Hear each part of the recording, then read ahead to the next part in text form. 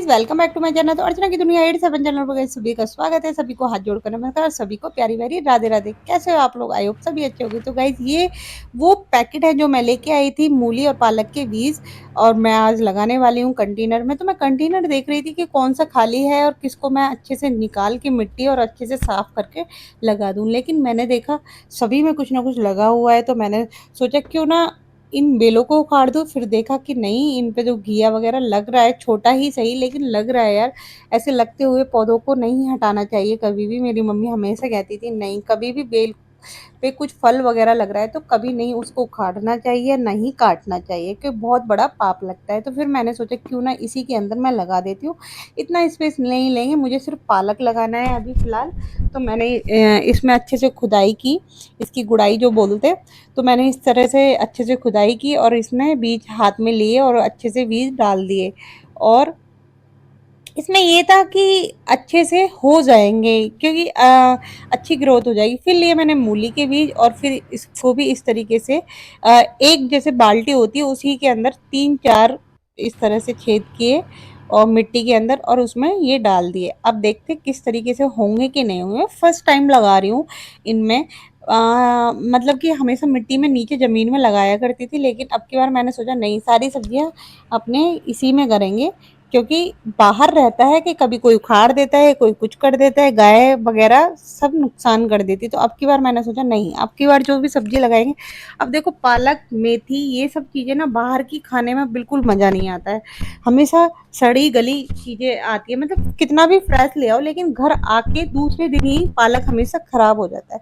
तो ज़्यादा नहीं तो पालक तो कोशिश करनी चाहिए कि अपने घर का ही पालक यूज़ करो, जैसे साग वगैरह होता है। तो ज़्यादा कुछ ज़रूरी नहीं है, अच्छा-सा एक कंटेनर ले लो, ज़्यादा गहराई भी नहीं हो उसकी, और उसमें भी हम पालक आसानी से लगा सकते हैं, मेथी आसानी से लगा सकते हैं, धनिया आसानी से लगा सकते हैं।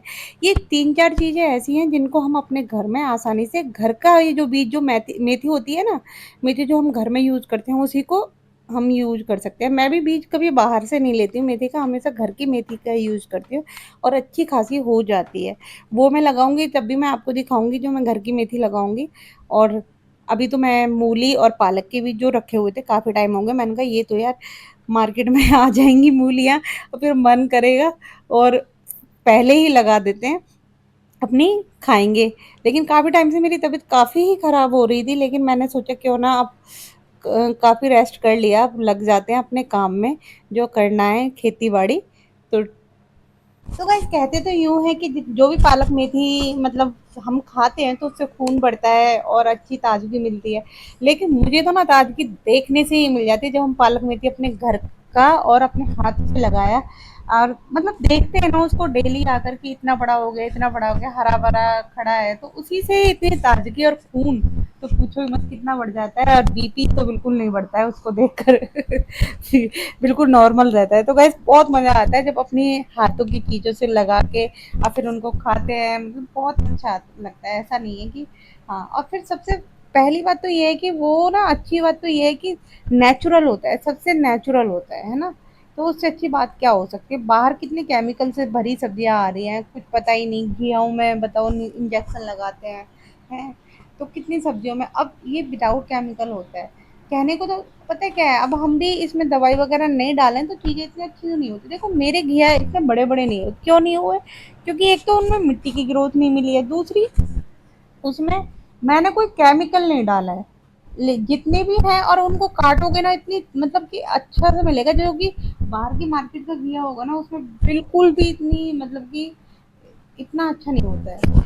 तो भाई, आप लोग मानो या नहीं मानो, घर की सब्जी में ताजगी तो है, क्वालिटी तो है, ये बात तो है। मानो मत मानो, तो एक तो ऊपर आके इतना अच्छा लगता है कि चारों तरफ हरियाली मिल जाती है, देखने को कहीं बाहर जाने की जरूरत नहीं पड़ती है ना।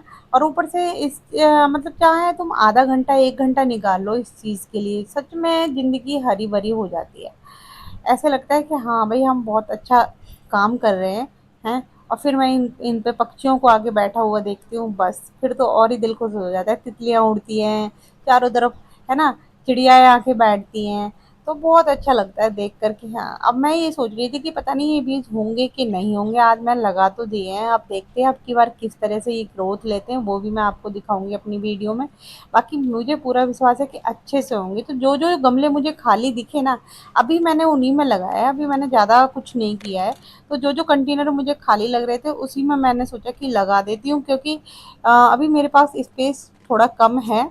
तो अ, मतलब कि गमले वगैरह कम थे, तो मैंने सोचा कि जो जो खाली हैं उन्हीं में लगा देती हूँ।